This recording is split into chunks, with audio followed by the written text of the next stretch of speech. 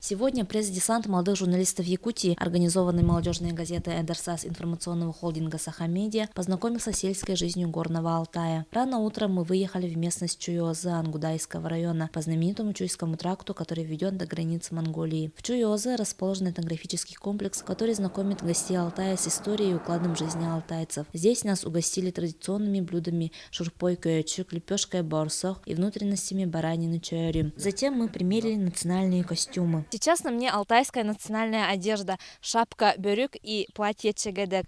Наш экскурсовод Борис Николаевич расскажет нам про значение этой одежды.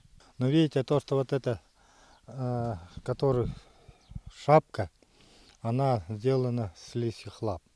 Вот это маленький кусочек, это выдра. Но почему кусочек маленький выдры? То, что выдра, она считается как святое священное животное. Но не только у нас, она в Индии, то есть у американских индейцев и так далее. Но вот видите, тут необычно такие полоски сделаны. Она то, что вот эта шапка очень много такого значения имеет. Вот эти полоски и так далее, то, что она идет как с космосом. То, что Земля, она обитаемая и так далее, но внутри шапки есть такая дырка, которую человек впитывает с космоса. Ну вот это именно вот женская одежда, которая, но почему она такая? То, что любая замужняя женщина не должна вот плечи показывать, то, что своим родителям. Почему? Потому что она уже замужем. То, что когда приходит жениха родители, она всегда должна вот в этом одежде сидеть. Но эта шуба, ракушки, видите, то, что она раньше привезли его из Китая, Индии и так далее. Но вот эти пуговицы тоже они привезены из Индии, из Китая и так далее.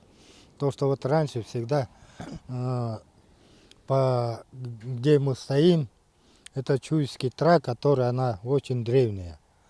Уже до шелкового пути, то, что она называлась Чуйский тракт. Далее нас ожидало самое интересное место Чуйозы. Это Калпак-Таш. Древнее святилище бронзового века содержит более 7 тысяч наскальных рисунков и более 20 тысяч рунических письменностей, начиная с неолита. На каменных глыбах нарисованы тотемические животные – олени, бараны, козы. Отображены духи и божества, в которые верили древние тюрки. В каждом районе Республики Алтай выпускается своя газета. Издание Ангудайского района называется «Ажуда», что в переводе с алтайского означает «на перевале». Тираж газеты 8 тысяч экземпляров, выходит на 2 языках – на русском и алтайском. По словам редактора Анатолия Атарова, коллектив газеты небольшой, но дружный. Впереди нас ожидает остров Патмос, село Чимал, родина алтайского фольклориста и художника Чирос Гуркина, международный фестиваль книги «Книга Алтая». Работа пресс-десанта завершится на молодежном студенческом ИСЭХе дружбы в Новосибирске. Надежда Самсонова, Евдокия Ефимова, ИСИА.